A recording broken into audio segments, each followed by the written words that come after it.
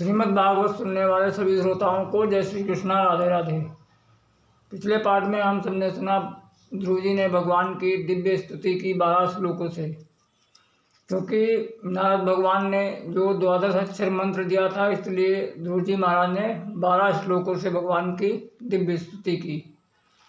और भगवान प्रसन्न हुए और भगवान ने कहा कि बेटा ध्रुव, मैं तेरे संकल्प को जानता हूँ, यद्यपि वह पद बहुत ही कठिन है, फिर भी मैं तुझको अपने जो मेरा उत्तम लोक ध्रुव लोक है, मैं तुझको वह देता हूँ। और अभी यहाँ पर जब तुम्हारे पिता वन को चले जाएंगे तब तुम 36,000 वर्ष तक राज करना। फिर इसके बाद मेरे दिव्य ध्रुवलोक को गौरवान्वित करना। और कुछ दिन बाद तेरा जो भाई है उत्तम, वह यक्षों के द्वारा मारा जाएगा, और जो तुम्हारी माता सुरुचि है वो भी वहीं पे जाकर अपने बेटे के पुत्र प्रेम में वन में जाकर दावाग्नि में प्रवेश कर जाएगी। और इस प्रकार तुम आराम से, मुझे यज्ञ बहुत प्रिय है और तुम यज्ञों के द्वारा मेरा विविध प्रकार से यजन करना। इतना कहकर भगवान अंतर्ध्यान हो गए। अब ध्रुव जी को तो जब यह सब कुछ मिल गया, उनका संकल्प पूरा हो गया, लेकिन बाद में उनको बहुत क्षोभ हुआ। उन्होंने सोचा कि अरे ये मैंने क्या मांग लिया, मैं वही मृत्युलोक को मैंने फिर दोबारा मांग लिया भगवान से। भगवान के पास जाकर फिर कोई वापस नहीं आता है, और मैंने ये तुच्छ संसार के विषय भोग मांग लिए। तथा ध्रुव जी ने मन ही मन देवताओं को कोसने लगे। ध्रुव जी कहते हैं, मतिर्विदूषिता देवे पतद्भि असहिष्णुभि यो नारद बत बचस्तथ्यम न ग्रहास्मि सत्तमा। ये जो देवता होते हैं, इन्होंने मेरी मति को विकृत कर दिया, विदूषित कर दिया, क्योंकि ये देवता जब स्वर्ग का भोग करते हैं तब उसके बाद इनको नीचे गिरना पड़ता है। और मेरी यह उच्च भगवत प्राप्ति की स्थिति को देखकर इनको बहुत जलन हुई, इसलिए इन्होंने मेरे मन को बिगाड़ दिया। ऐसा सोचकर ध्रुव जी वापस अपने राज्य को आए। तो जब राजा उत्तानपाद को पता चला कि मेरा पुत्र वापस आ रहा है, तो सभी सैनिकों के साथ नगर के बाहर आकर उनका दिव्य स्वागत किया, और महाराज ने तुरंत ही ध्रुव जी को राज्य दे दिया और वन को चले गए। ध्रुव जी ने बहुत वर्षों तक राज किया। फिर एक दिन जो उनका छोटा भाई उत्तम था, वह शिकार करने गया, तो हिमालय में जाकर यक्षों के साथ उसने युद्ध कर दिया, तो यक्षों ने उसको मार डाला। और उसके बदले में ध्रुव जी ने भी उन यक्षों की नगरी पे आक्रमण कर दिया, और हजारों यक्षों को उन्होंने मौत के घाट उतार दिया। तब भगवान ब्रह्मा जी प्रकट हुए, और उनके जो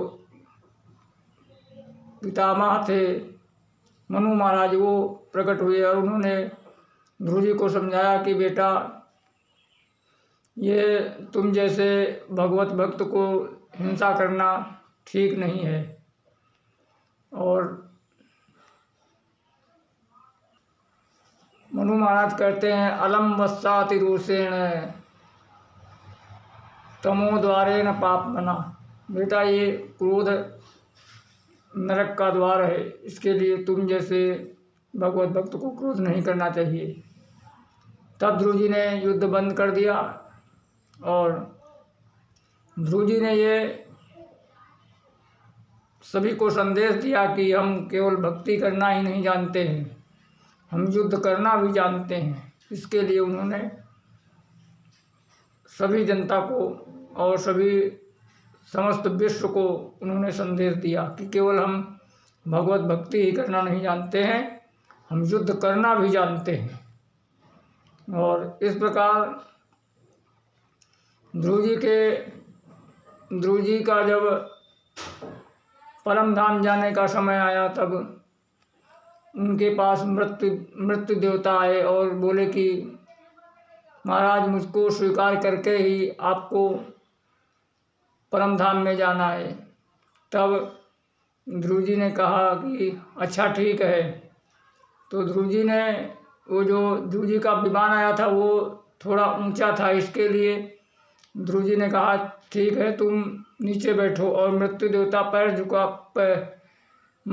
देवता अपना सिर झुकाकर बैठ गए। तो ध्रुव जी मृत्यु के सिर पर पैर रखकर विमान पे चढ़ गए। मृत्युर्मूर्धिन पदम दत्वा आरूढ़ो अद्भुतम ग्रहम। और ध्रुव जी परम धाम को चले। तो जब चलने लगे तो उनको याद आया कि मेरी माता जो सुनीति है वो तो यहीं पे है। तब उन्होंने भगवान के पार्षदों से पूछा कि भाई मेरी माता कहाँ है। तब वैकुंठनाथ के पार्षदों ने बताया कि ध्रुव जी, तुम्हारे जैसा पुत्र जिसके कोख से पैदा होता है वो माता तुमसे पीछे कहाँ, वो तो आगे रहेगी। और उन्होंने देखा कि ध्रुव जी के विमान के आगे आगे माता सुनीति का भी विमान जा रहा था। इस प्रकार ध्रुव जी को दिव्य ध्रुवलोक की प्राप्ति हुई। अब ध्रुव जी के वंश में ही एक राजा हुए धर्मात्मा, इनका नाम था अंग। और अंग राजा बहुत धर्मात्मा थे, लेकिन उनका जो पुत्र था बेन, वो बहुत ही नास्तिक था। तो अपने बेटे के दुष्ट भाव से, उसके दुष्ट बर्ताव से राजा क्षुब्ध होकर अपनी ही राज्य के गुफा में जाकर छुप गए। और जब राजा गुफा में छुप गए तब भाई सभी मंत्रियों ने ढूंढना शुरू किया, लेकिन राजा जब छुप गए तो किसी को मिले नहीं। और वो सभी राज्य में ढूंढते रहे। जिस प्रकार योग की विधि ना जानते हुआ मनुष्य भगवान को बाहर खोजता है। यथा निगूढ़म पुरुषम कुयोगिनाम। और जो योग की विधि जानता है वो अपने अंतरात्मा में ही प्रभु के दर्शन करता है। तो इस प्रकार सभी मंत्रियों ने जब खूब ढूंढा और महाराज अंग नहीं मिले तो सोचा कि भाई बगैर राजा के जो राज्य में अव्यवस्था हो जाएगी, चोर बदमाश हिंसाएं बढ़ जाएंगी, इसके लिए उन्होंने जो राजा अंग का पुत्र था बेन को ही उसकी माता सुनीति ने आदेश दिया कि मेरे पुत्र को ही राजगद्दी पे बिठाया जाए। तो जो बैन था एक तो ऐसे ही दुष्ट था, क्योंकि यह जो बैन था और ऊपर से इसको राज्य मिल गया। तो वैसे ही हुआ जैसे आतंकवादियों के हाथ में अगर एटम बम पकड़ा दिया जाए, क्योंकि शक्ति का सही उपयोग जो उसका पात्र होता है वही कर सकता है। और अगर दुष्ट के हाथ में लग जाएगी तो उसका वो दुरुपयोग ही करेगा। तो बैन तो वैसे ही दुष्ट था और उसको राज मिल गया तो उसने और भी अधर्म करना चालू कर दिया। और उसने सर्वप्रथम अपने राज्य में डिम घोष करवा दिया कि मेरे राज्य में कोई भी, मेरा जो राज्य है वो सबसे पहले धर्मनिरपेक्ष होगा। तो सभी ने कहा भाई तुम्हारे राज्य की परिभाषा क्या है धर्मनिरपेक्ष की। तो बैन कहता है, एक तो उसका नाम ही बैन था, तो उसने सर्वप्रथम धर्म कर्म पे सब पर उसने बैन लगा दिया।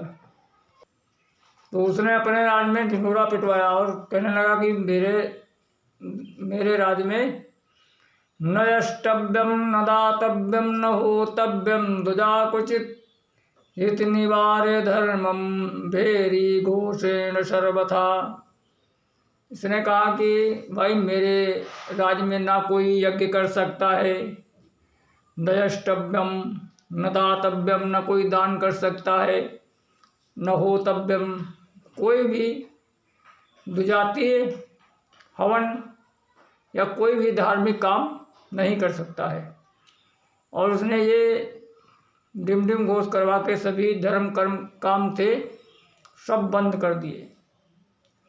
अब जब बंद कर दिए तो संतों ने आकर सत्याग्रह किया और कहा कि भाई महाराज तुम राजा हो, राज करो, तुमको राज करने से मतलब है, तुम ये यज्ञ क्यों बंद करवा रहे हो, तुमसे इनसे क्या मतलब है, तुम राजा केवल राज करो। तो ये संतों को ही बुरा भला कहने लगा और उनसे पूछने लगा, को यज्ञ पुरुषो नाम यत्र वो भक्त रीदृषि, बताओ कौन सा वो यज्ञ पुरुष भगवान कौन है जिसके तुम इतनी भक्ति करते हो। को यज्ञ पुरुषो नाम यत्र वो भक्त रीदृषि और भर्तु स्नेह विदुरा नाम यथा जार को ये सुताम। ये तो वैसे ही हुआ जैसे कि एक पतिव्रता स्त्री अपने पति को छोड़कर जार पुरुष का सेवन करे, जबकि उसका पति ही सब कुछ पालन पोषण करता है, लेकिन वो उसको छोड़कर जार पुरुष के साथ व्यभिचार करे। तो इस प्रकार, और इसने कहा कि जो राजा होता है वही राजा के ही शरीर में सभी देवताओं का वास होता है, इसलिए राजा ही सर्वपूज्य है। सर्वदेवमयो नृपा, राजा के शरीर में सभी देवताओं का वास होता है, इसके लिए जो भी करना है राजा की ही पूजा करो, जो भी अर्चना करना है राजा की ही अर्चना करो। और ऐसा कहकर उसने कहा कि अगर कुछ भी होम यज्ञ करना है तो बेनाय स्वाहा बेनाय नमः, इस प्रकार राजा की ही पूजा करो, क्योंकि राजा ही तुम सबको जीविका का साधन देता है। तो जब इस प्रकार संतों से ही ये उल्टा बोलने लगा तो संतों ने खूब जोर से हुंकार ध्वनि भरी और संतों ने जो ही हुंकार ध्वनि भरी तो संत कहने लगे हन्यताम एष पापा प्रकृति दारुणा। जो ही उन्होंने हुंकार भरी और कहा कि इसको अभी मार दो, नहीं तो ये आगे पूरी पृथ्वी को नष्ट कर देगा। और जो ही हुंकार भरी तो ही बेन के प्राण गोविंदाय नमो नमः। अब जब बेन की मृत्यु हो गई तब सभी जितने महर्षि संत थे उन्होंने सोचा कि भाई हम तो राजा को सुधारने आए थे और हमने तो राजा को ही सुधार दिया, तो अब क्या करें, अब समस्या हुई कि अब राजा कौन बने। तब ये जो बेन था इसके शरीर का सर्वप्रथम मंथन किया गया। तो पहले इसके पैरों का मंथन किया गया तो उससे एक काला करूटा पुरुष प्रकट हुआ, बौना पुरुष प्रकट हुआ काला। तो संतों ने कहा कि ये राजा बनने के लायक नहीं है, इसके लिए इसको कह दिया निशीथ, जाओ तुम उधर बैठ जाओ। तो निशीथ से ही ये निषाद शब्द की उत्पत्ति हुई, जो प्रायः जंगलों में निषाद लोग रहते थे पहले। और अब दोबारा बेन के शरीर का मंथन किया गया, तब जब भुजाओं का मंथन किया तो उनसे पृथु भगवान का प्रकट हुआ और साथ में उनके जो अंश स्वरूपा लक्ष्मी की वो अर्ची देवी के रूप में प्रकट हुई। और भगवान पृथु साक्षात भगवान के अवतार थे और जो अर्ची देवी थी वो लक्ष्मी अंश रूपी अर्ची देवी थी। और इस प्रकार भगवान पृथु का मंथन करके जन्म हुआ, प्रकट हुए। बोलो पृथु भगवान की जय। और इस प्रकार पृथु भगवान ने अच्छी तरह से व्यवस्थित पृथ्वी का शासन करना चालू किया और दिव्य नगर ग्रामों की व्यवस्था कराई। और जब यह बैन का, इनके पिता का बैन का राज था, तो पृथ्वी बहुत, जितने भी धन धान्य थे सभी उसने अपनी गर्भ में छुपा लिया था। क्योंकि जब अधर्म होता है तो पृथ्वी सभी जितने भी धन धान्य होते हैं सब उसको अपने गर्भ में छुपा लेती है, क्योंकि वो गर्भ रत्ना वसुंधरा है, रत्न गर्भा है। तो इसके लिए सभी रत्नों को छुपा लिया। तो सभी जब प्रजा के लोग भूखे मरने लगे तब उन्होंने राजा से कहा कि महाराज हमारी रक्षा करो, नहीं तो हम सब भूखे मर जाएंगे। तब पृथु महाराज ने पृथ्वी को धनुष लेकर पृथ्वी को ललकारा और कहा कि वसुधे त्वाम वधिष्यामि मच्छासन प्राणमुखी। हे वसुधा, मैं तुझे आज मार दूंगा, क्योंकि तू मेरे प्रजा का भरण पोषण नहीं कर रही है। यज्ञ आदि के द्वारा फल तो देती है, उसका भोग लेती है, लेकिन उनको बदले में अन्न नहीं देती है। इसके लिए मैं तेरा वध कर दूंगा। तो पृथ्वी गाय का रूप बनाकर महाराज पृथु के पास आई और बोली कि प्रभु अस्मिन् लोके अथवा मुस्मिन् मुनिभिस्तत्त्वदर्शिभिः दृष्टा योगा प्रयुक्ता से। और ये महाराज, ये चाहे इस लोक में हो या उस लोक में, सभी का मुनियों और ऋषियों ने विधिवत कर्म विधान बताया है। इसके लिए ये जो तुम्हारे पूर्वज थे वो बहुत अधर्म किया था, इसके लिए मैंने अपने सभी रत्न छुपा लिए थे गर्भ में। लेकिन अब जब आप धर्मात्मा राजा हो, इसके लिए मैं फिर पुनः प्रकट कर दूंगी। और गाय ने, जो पृथ्वी थी वो गाय के रूप में पृथु भगवान ने उसका दोहन किया और तरह तरह के धन धान्य रत्न सभी प्रकट किए दोहन करके। और इस प्रकार पृथु भगवान ने पृथ्वी को अपनी पुत्री के रूप में उसको पाला। और जो नगर ग्रामों की व्यवस्था भी उन्होंने ही पृथु भगवान से ही शुरू की हुई। और जितने भी बड़े बड़े पहाड़ थे सभी को तोड़कर उन्होंने खेत बनाए, समतल किए। ये सब पृथु भगवान के समय में ही हुए थे। और इस प्रकार पृथु भगवान ने बहुत दिनों तक पृथ्वी का शासन किया। और अंत में सनकादि ऋषियों के द्वारा दिव्य तत्व ज्ञान का उपदेश लेकर पृथु भगवान भी अपने परम धाम को चले गए। और इन्हीं के वंश में प्राचीन बरही हुई। अब प्राचीन बरही की कथा अगले पार्ट में। और अब अगली कथा जो प्राचीन बरही की होगी, नारद जी का संवाद है, वो अगले पार्ट में होगा। तो तब तक के लिए जय श्री कृष्णा, जय श्री राधे।